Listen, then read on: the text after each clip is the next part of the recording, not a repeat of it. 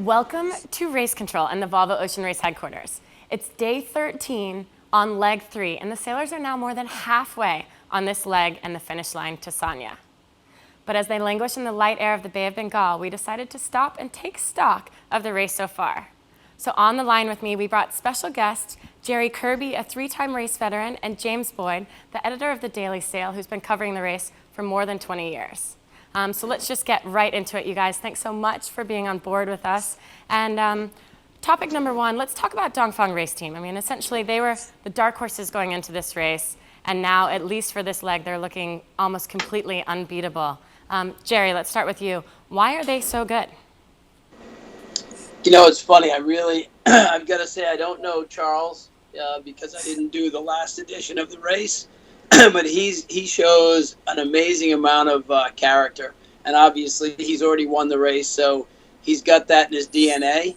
And I think, you know, looking at the crew list, that's one of the few boats I don't have either a hometown friend or an old teammate on.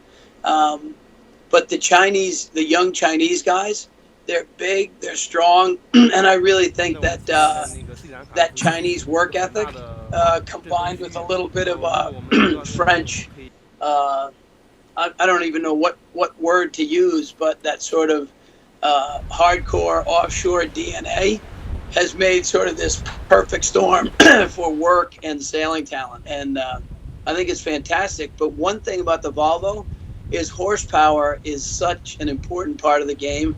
Those guys are big, they're strong. They've come a long way with their sailing skills. But youth and stamina is such a big deal when you get down to 8 people on the boat. And I think it's a good combination of the French sailing skills and Chinese, young guys being able to just grunt it out. I mean, they definitely have youth and exuberance in the Chinese sailors, but James, do you think that's a lack of experience as well? I mean, they only have one guy who's actually done the Volvo Ocean Race before. That is the skipper. I don't think it makes a whole lot of difference. I think the point which needs to be made about Dongfeng is that it's a boat which, aside from the Chinese sailors, is full of some of the top-grade French sailors. France, with due respect to Jerry, I think France is probably the sort of top offshore sailing nation in the world. They sort of breed these guys from their early 20s. It's the only place in the world where you can actually sort of train for offshore sailing like you can in other countries for the Olympic Games.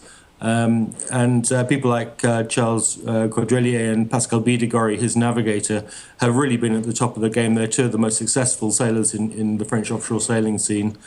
Charles, as you said, won the race last time, but Pascal has skippered almost 60 trimarans. He famously skippered the world's biggest trimaran, Banque Populaire, across the Atlantic in a record time. The other French guys that got sailing with them are similarly skilled. So I think it really comes as no surprise that, even though there's they have 2 Chinese sailors in their crew who are kind of rookies and are very much learning the ropes, that these guys are out in front.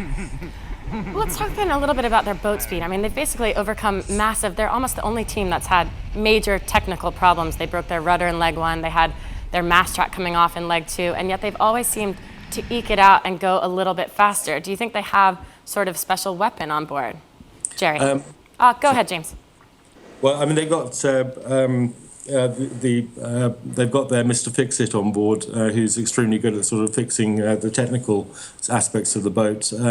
I suspect also that we've heard about the technical problems on board their boat, but I suspect the other boats have also had them, but we just haven't heard about them.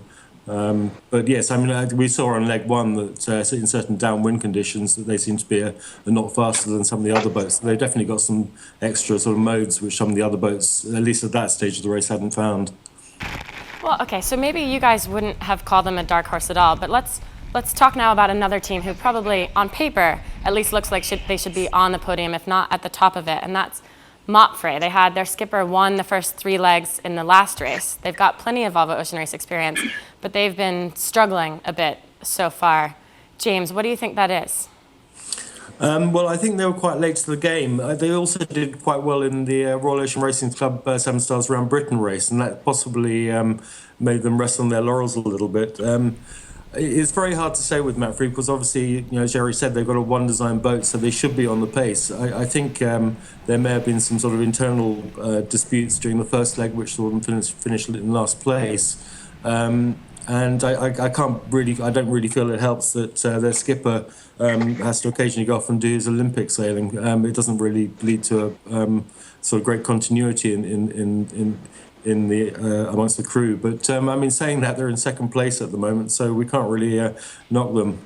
Yeah, they've had a good comeback this leg. But Jerry, you're familiar with coming in and out of Volvo teams. What's it like when there isn't continuity with the team, when they do have to sub through? Essentially, they've subbed skippers for this leg. Continuity on the Volvo teams is really important. But, in many cases, when someone subs in, it gives the team some new energy.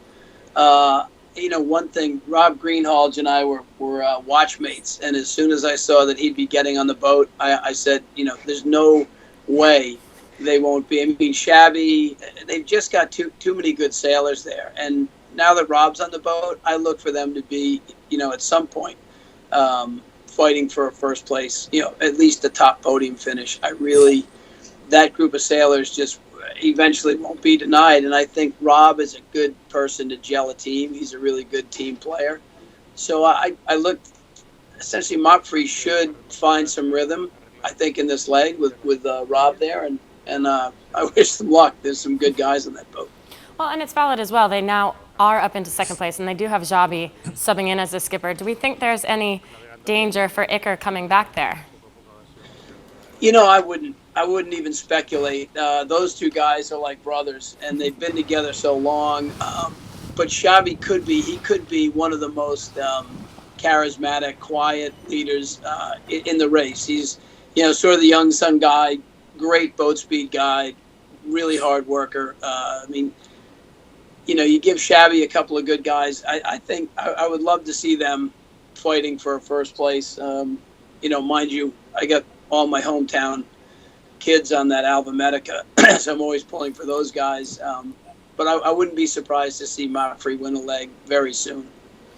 What do you think, James, looking back through the past Volvos, when they have had skippers change through and they did actually switch navigators leg one to go to a completely different navigator, how does that affect a team? Well, I think it depends on how well the team gels after that. Presumably they've seen it as an improvement. And certainly, Jean-Luc Nelias is not particularly well known outside of France, but certainly there he's renowned as one of the top sailors. He's been a almost 60 skipper in his own right, and I think his only previous exposure to the Volvo was when he did the last leg of the race before last on board Green Dragon.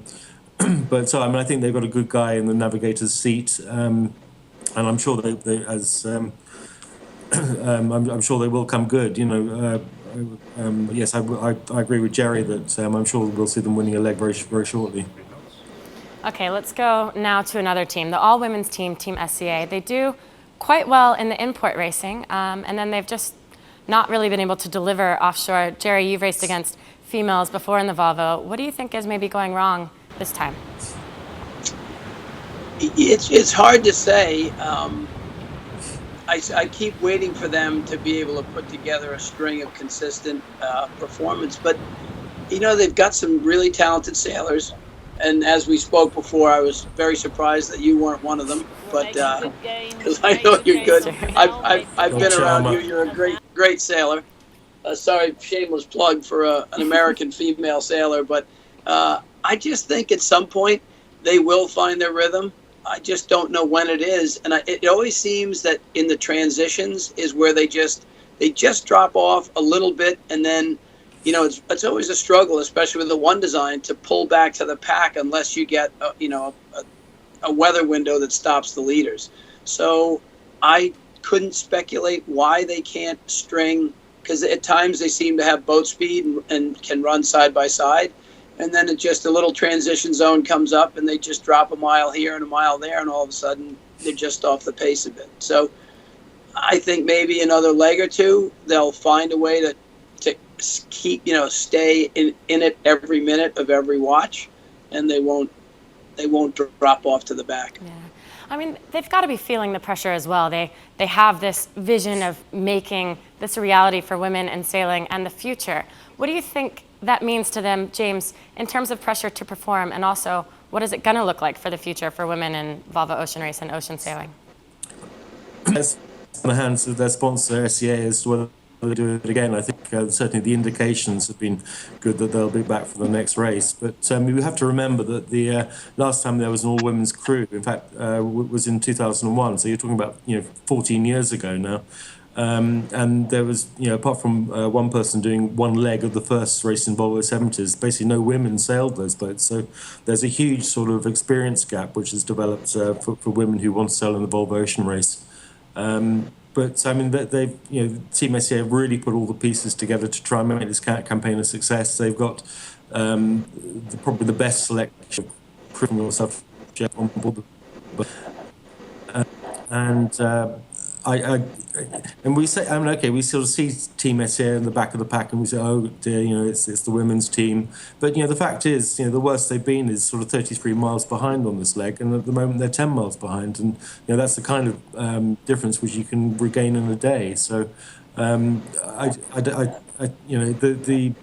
only off the pace by a very sort of fraction of a percent, and quite why that is, then some of their sort of trainers, guys like Brad Jackson and Yachting Signorini, they'll be analysing that, and maybe it's down to them not being as slick in the manoeuvres. Maybe on leg 2 they made one tactical error which I think cost them miles. But they're slightly off the pace, but they're not very off the pace at all.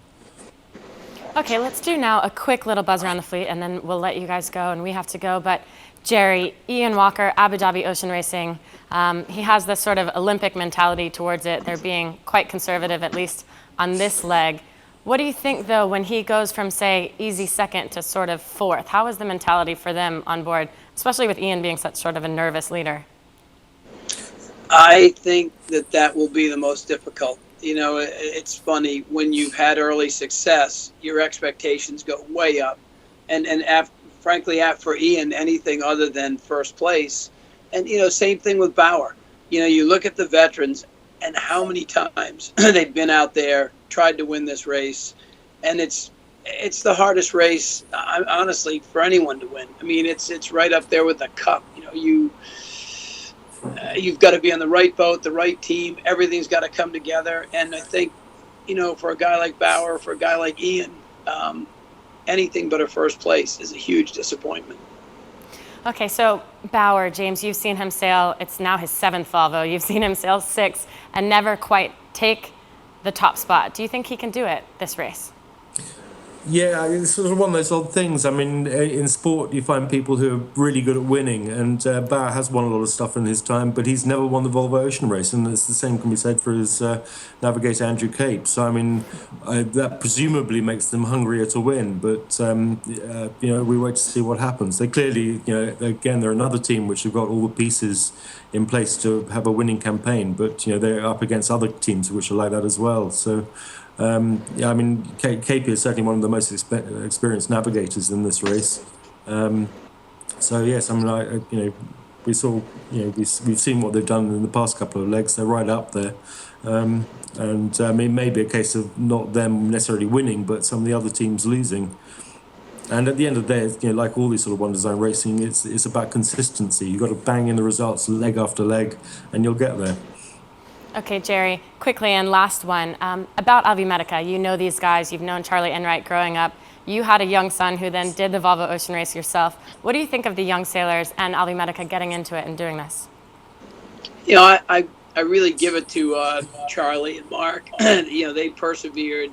It's hard to hang in there, and they knocked on the door for so long trying to put a team together, and they're your old teammates also.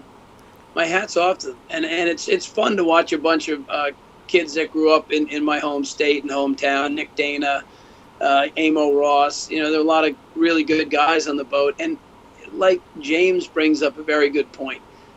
If you've got someone on the boat with Volvo experience, and that's the case with Dongfeng. They've got some great sailors, but no one on that boat really has any Volvo experience. So Alvimedica, like the women's team, they've got to get a lot of miles under their belt to understand how to push the boat fast every watch. And I think both those teams, James also brought up a great point. the margin that these boats are trailing is nothing. You know, you look at the big picture of this race, it's amazing. You know, they're right on top of each other. It's just, I've used the analogy, it's like little kid soccer. I mean, you know, the ball moves and the whole group goes with it, and you just can't, no boat can break away. No boat is out of it. And I think if Alva Medica and the girls find their stride and get used to how to keep the boat on the numbers for an entire watch, they'll be up there fighting for a podium. Thank you guys so much. Incredible to have such valuable insight for us and hopefully for the viewers. That's it for us today. We hope to get you back on the show soon, and we'll see you guys for tomorrow night's Inside Track.